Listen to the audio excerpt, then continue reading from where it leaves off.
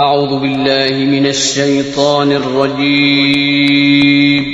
پناہ مانگتا ہوں میں اللہ کی شیطان مردود سے۔ بسم اللہ الرحمن الرحیم شروع اللہ کا نام لے کر جو بڑا مہربان نہایت رحم والا ہے۔ حکایات صحابہ میں سے ہے بئر معونہ کی لڑائی۔ بئر معونہ کی ایک مشہور لڑائی ہے جس میں 70 صحابہ کی ایک بڑی جماعت پوری کی پوری شہید ہو گئی، جن کو قراء قاری قرآن کہتے تھے، اس لیے کہ سب حضرات قرآن مجید کے حافظ تھے اور سوائے چند مہاجرین کے زیادہ تر انصار ہی تھے۔ حضور صلی اللہ علیہ وسلم کو ان کے ساتھ بڑی محبت تھی، کیونکہ یہ حضرات رات کا اکثر حصہ ذکر و تلاوت میں گزارتے تھے اور دن کو رسول اللہ صلی اللہ علیہ وسلم کے بیویوں کے گھروں کی ضروریات لکڑی پانی وغیرہ پہنچایا کرتے تھے۔ اس مقبول جماعت کو نجد کا رہنے والا قوم بنی عامر کا ایک شخص جس کا نام عامر بن مالک اور کنیت ابو برہ تھی، اپنے ساتھ اپنی پناہ میں تبلیغ اور وعظ کے نام سے لے گیا۔ حضور اقدس صلی اللہ علیہ وسلم نے ارشاد فرمایا کہ مجھے اندیشہ ہے کہ میرے اصحاب کو مضرت نہ پہنچے، نقصان نہ پہنچے، مگر اس شخص نے بہت زیادہ اطمینان دلایا۔ آپ صلی اللہ علیہ وسلم نے ان 70 صحابہ کو ان کے ہمراہ کر دیا اور ایک والہ نامہ عامر بن طفیل کے نام بھی، جو بنی عامر کا رئیس تھا، تحریر فرمایا، ایک خط دے دیا جس میں اسلام کی دعوت تھی۔ یہ حضرات مدینہ سے رخصت ہو کر کے بئر معونہ پہنچے تو ٹھہر گئے۔ دو ساتھی، ایک حضرت عمر بن امیہ اور دوسرے منذر بن عمر، سب کے اونٹوں کو لے کر چرانے کے لیے تشریف لے گئے۔ حضرت حرام رضی اللہ تعالیٰ عنہ اپنے ساتھ 2 حضرات کو ساتھیوں میں سے لے کر کے عامر بن طفیل کے پاس پہنچے۔ حضور صلی اللہ علیہ وسلم کا خط دینے کے لیے تشریف لے گئے۔ قریب پہنچا کر کے حضرت حرام نے اپنے دونوں ساتھیوں سے فرمایا کہ تم یہیں ٹھہر جاؤ، میں آگے جاتا ہوں، اگر میرے ساتھ کوئی دغا نہ کی گئی تو تم بھی چلے آؤ، ورنہ یہیں سے واپس ہو جانا، کہ 3 کے مارے جانے میں سے 1 کا مارا جانا بہتر ہے۔ عامر بن طفیل اس عامر بن مالک کا بھتیجا تھا جو ان صحابہ کو اپنے ساتھ لایا تھا۔ اس کو اسلام سے اور مسلمانوں سے خاص قسم کی دشمنی تھی۔ حضرت صحابی نے خط دیا تو اس نے غصے میں پڑھا بھی نہیں، بلکہ صحابی کو ایسا نیزہ مارا جو پار نکل گیا، اور حضرت صحابی نے اسی وقت میں بولا فزت و رب الکعبہ، رب کعبہ کی قسم میں تو کامیاب ہو گیا، یہ کہہ کر کے جام بحق ہو گئے۔ اس نے نہ اس کی پرواہ کی کہ قاصد کو مارنا کسی قوم کے نزدیک بھی جائز نہیں، نہ اس کا لحاظ کیا کہ میرا چچا ان حضرات کو اپنی پناہ میں لایا ہے۔ ان کو شہید کرنے کے بعد اس نے اپنی قوم کو جمع کیا اور اس پر آمادہ کیا کہ ان مسلمانوں میں سے 1 کو بھی زندہ نہ چھوڑو۔ اللہ! لیکن ان لوگوں نے ابو برہ کی پناہ کی وجہ سے شک کیا، تردد کیا، تو اس نے آس پاس کے اور لوگوں کو جمع کیا اور بہت بڑی جماعت کے ساتھ ان 70 صحابہ کا مقابلہ کیا۔ یہ حضرات آخر کہاں تک مقابلہ کرتے؟ چاروں طرف سے کافر گھرے ہوئے تھے، بجز ایک کعب بن زید کے، جن میں کچھ زندگی کی رمق باقی تھی اور کفار ان کو مردہ سمجھ کر کے چھوڑ گئے تھے، باقی سارے کے سارے شہید ہو گئے۔ حضرت منذر رضی اللہ تعالیٰ عنہ اور حضرت عمر جو اونٹ چرانے گئے تھے، انہوں نے آسمان کی طرف دیکھا تو مردار خور جانور اڑ رہے ہیں، چیلیں اور اس طرح کے جانور اوپر اڑ رہے ہیں۔ دونوں حضرات یہ کہہ کر کے لوٹے کہ کوئی حادثہ پیش آیا ہے۔ یہاں آ کر کے دیکھا تو اپنے تمام ساتھیوں کو شہید پایا اور سواروں کو خون کی بھری ہوئی تلواریں لیے ہوئے ان کے گرد چکر لگاتے ہوئے دیکھا کہ وہ ظالم ابھی ان کے لاشوں کے اوپر گھوم رہے ہیں۔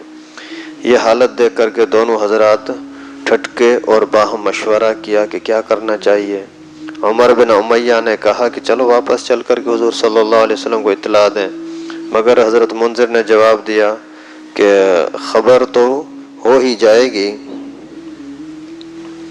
میرا دل تو نہیں مانتا کہ شہادت کو چھوڑوں اور اس جگہ سے چلا جاؤں جہاں ہمارے دوست پڑے سو رہے ہیں، آگے بڑھو اور ساتھیوں سے جا ملو۔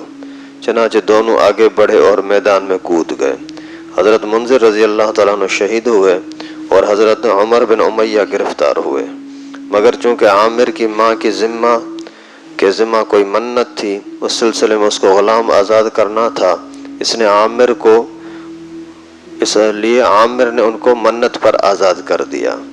ان حضرات میں حضرت ابو بکر صدیق رضی اللہ تعالیٰ عنہ کے غلام عامر بن فہیرہ بھی تھے۔ ان کے قاتل جبار بن سلمہ کہتے ہیں کہ میں نے جب ان کو برچھا مارا اور وہ شہید ہوا تو انہوں نے کہا فزت واللہ، اللہ کی قسم میں کامیاب ہو گیا۔ اس کے بعد میں نے دیکھا کہ اس کی نعش آسمان کو اڑی چلی گئی۔ میں بہت حیران ہوا اور میں نے بعد میں لوگوں سے پوچھا، میں نے خود برچھا مارا، وہ مرے لیکن پھر بھی وہ کہتے ہیں کہ میں کامیاب ہو گیا۔ تو وہ کامیابی کیا تھی؟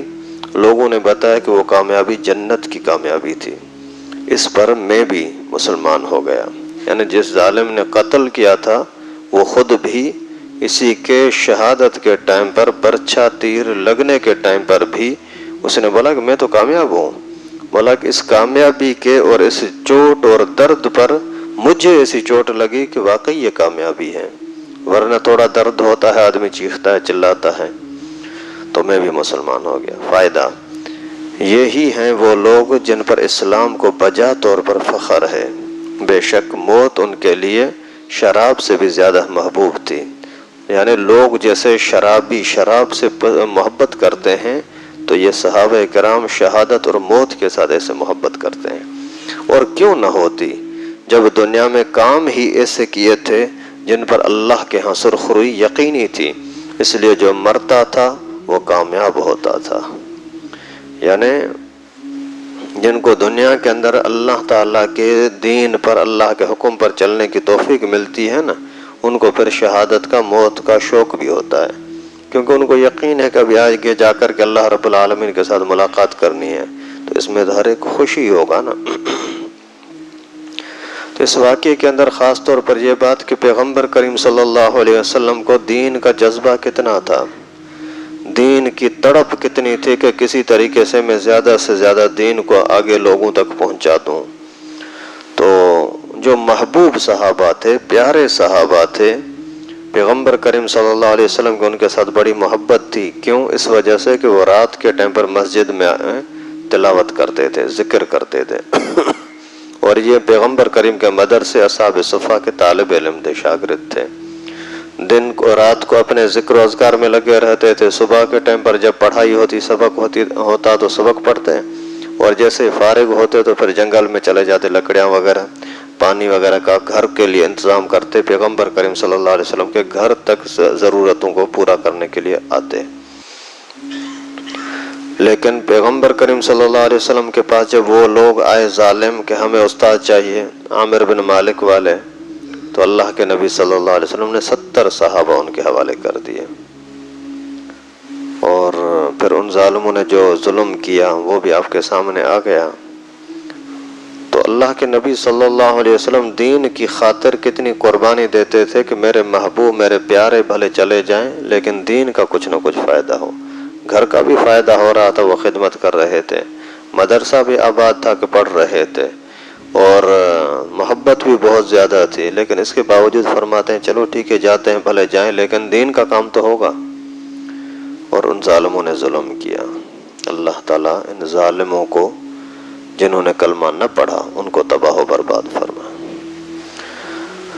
فضائل قرآن میں سے ہے حضرت ابو ہریرہ رضی اللہ تعالیٰ عنہ سے روایت ہے ان رسول اللہ صلی اللہ علیہ وسلم قال مجتمع قوم فی بیت من بیوت اللہ یتلون کتاب اللہ ویتدارسونہ بینہم الا نزلت علیہم السکینہ وغشیتہم الرحمہ وحفتہم الملائکہ وذکرہم اللہ فی من عندہ، کہ رسول اللہ صلی اللہ علیہ وسلم نے فرمایا کہ کوئی قوم اللہ کے گھروں میں سے کسی گھر میں مجتمع ہو کر کے तिलावत कुरान पाक और इसका दौर नहीं करती मगर इस पर सकीना नाजिल होती है, रहमत उनको ढांप लेती है, फरिश्ते रहमत के उनको घेर लेते हैं और अल्लाह जल्ल जलालहू उनका जिक्र मलाइका की फरिश्तों की मजलिस में फरमाते हैं।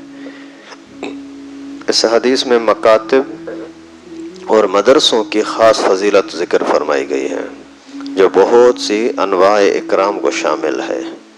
इनमें से हर इकराम ऐसा है कि जिसके हासिल करने में अगर कोई शख्स अपनी पूरी उम्र खर्च कर दे तभी अर्ज़ा है, कम है। फिर चेजा है कि ऐसे ऐसे मुतअद्दिद इनामत फरमाए जाएँ। बिलखुसूस आखिरी फजीलत आका के दरबार में ज़िक्र, महबूब की मजलिस में याद एक ऐसी नेमत है जिसका मुकाबला कोई भी चीज़ नहीं कर सकती। सकीना का नाज़िल होना मुतअद्दिद रिवायतों में वारिद है। इसके मिस्दाक मशाइख हदीस के चंद कौल हैं, लेकिन इनमें से कोई ऐसा इख्तलाफ नहीं कि जिससे आपस में कुछ तारुज़ और टकराव हो। सबका मजमुआ भी मुराद हो सकता है। हज़रत अली रज़ी अल्लाह तआला अन्हु से सकीना की तफसीर ये नकल की गई है कि एक ख़ास हवा है जिसका चेहरा इंसान के चेहरे जैसा होता है, यानी एक ख़ास किस्म की यानी खुशी सी उसको महसूस होती है। और अल्लामा सुद्दी रहमहुल्लाह फरमाते हैं कि वो जन्नत की एक तश्त का नाम है जो सोने का होता है। इसमें अंबिया के कुलूब को, दिल को गुस्ल दिया जाता है, वो है सकीना। बाज़ ने फरमाया कि यह ख़ास रहमत है। तिबरी रहमहुल्लाह ने फरमाया कि ने इसी को पसंद किया है कि इससे मुराद दिल का सुकून है। बाज़ ने तमानियत और इत्मीनान मुराद लिया है। मकसद यह है कि अल्लाह ताला की तरफ से कुरान के ज़िक्र की वजह से, कुरान की तिलावत की वजह से, अल्लाह के ज़िक्र की वजह से या मदरसे में पढ़ने पढ़ाने की वजह से अल्लाह ताला की तरफ से ख़ास सुकून और इत्मीनान नाजिल होता है। और ऐसा वाकई महसूस भी होता है। आप अपने बच्चे को मदरसे के हवाले कर दो ना तो आपके घर के अंदर ज़रूर सुकून आ जाएगा, बाकायदा मज़ा आता है, अल्लाह ताला की तरफ से बरकतें उतरती हैं। और जब वो बच्चा फिर जुम्मे के दिन, जुमारात को या किसी टाइम घर में आता है ना तो अजीब किस्म की ईद होती है, बच्चे के लिए भी और घर वालों के लिए भी। तो यही तमानियत और सुकून है ना। बरकत का मकसद ये है कि थोड़ी चीज़ में भी अल्लाह ताला बहुत दे देते हैं और ज़हनी परेशानियों से अल्लाह ताला बचा लेते हैं, बीमारियों से और किस्म के बेचैनी से अल्लाह ताला बचा देते हैं। ये होती है बरकत। अल्लाह ताला से दुआ है कि अल्लाह पाक हम सबको मस्जिद के माहौल के साथ, मदरसे के माहौल के साथ जुड़े रहने की तौफीक नसीब फरमाए। व आखिर दावाना अनिल हम्दुलिल्लाह। लाइक करें हमारी वीडियो को, सब्सक्राइब करें और साथ में बेल आइकन को दबाना ना भूलें।